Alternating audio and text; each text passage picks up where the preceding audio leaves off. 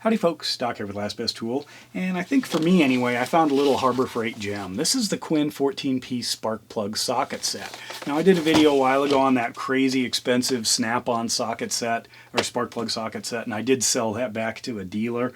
I got quite a bit for it, but anyway, I still kind of had that feeling. I wish I had more sockets than just the few I use, but this sells maximum Harbor Freight price for about 80 bucks, actually just a touch under.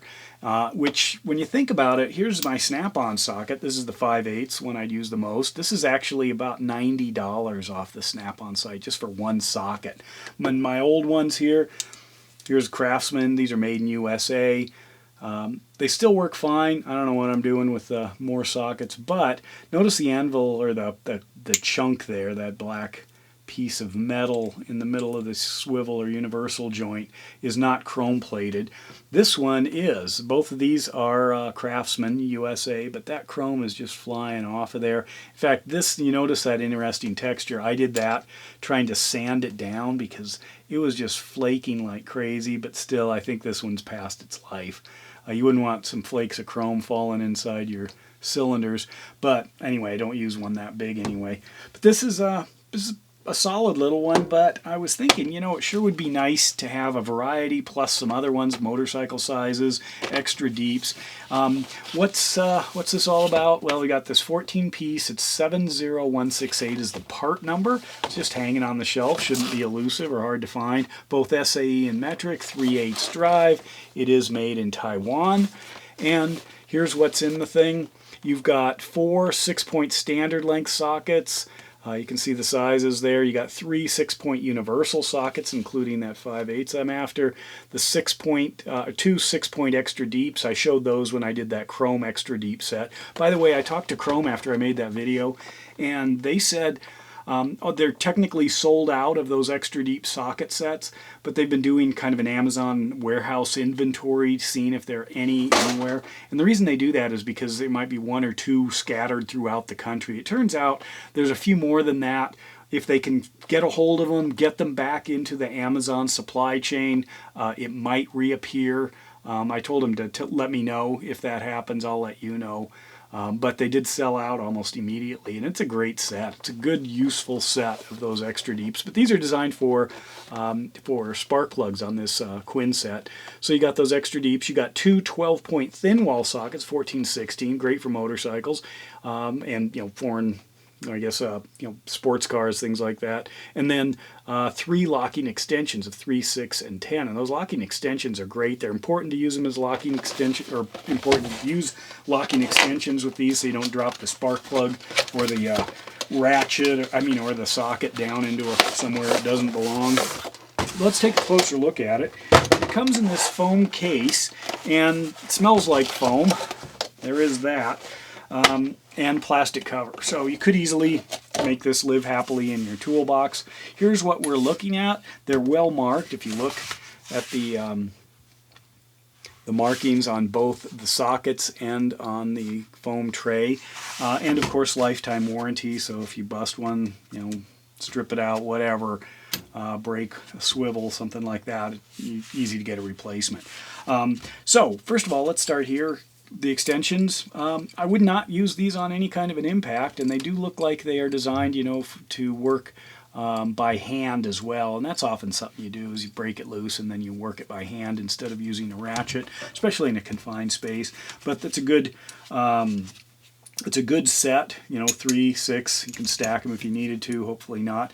The only thing I could see is some people are playing with universals, like in the line of sockets. But if you stuck a universal on the end, that's pretty formidable for spark plugs there. The thin walls, those are up here.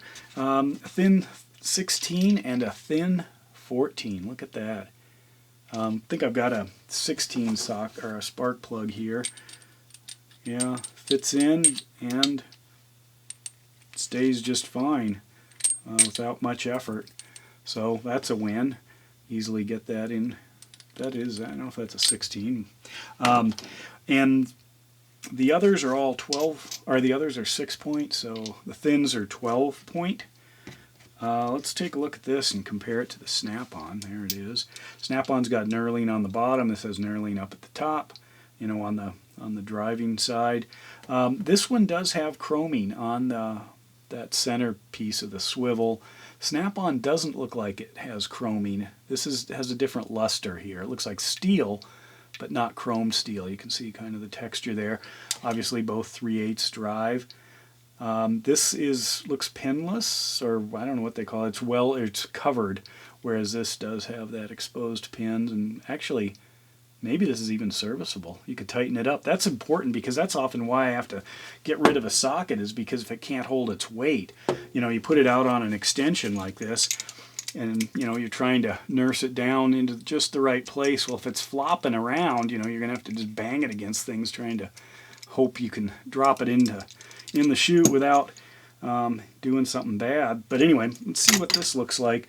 I noticed on the Snap-on, it's got shoulders pretty quick, whereas the Quinn 5/8 swivel drops way down in there. You see that difference? So this, that's it. That's the depth of the Snap-on, and it's obviously holding it nice and snug. Here is the Quinn. Well, let's get a shoulder here. Okay, this is it's about to that. There's actually a little line there. Okay, maybe that has something to do with something. I don't know. But anyway, that's to that line, whereas the Quinn, you can drop it quite a bit further if you want. Is it in something more solid? Well, there's a degree of resistance, so I guess the resistance feels about the same, but there's a longer channel of resistance in the Quinn, so whatever that means. You've got a longer resistive path there. Otherwise, you know, saves you a bit of money. It's $10 less than just the one socket from Snap-on. Your great big long, I like these. If you can use them, I think they're great. It's just a control. And this is, what do we have, 9/16 and the 5/8. Let's throw that in here and see. So, kind of interesting. I don't know, the Snap-on system inside, both it looks very similar to this. I guess it's just a rubber gasket or a rubber collar inside there, but pretty cool. Anyway, I think it's a hidden gem because I haven't seen much about this. Maybe everyone has one but me, but I do now, so there. Let me know your thoughts. And with that, Doc out.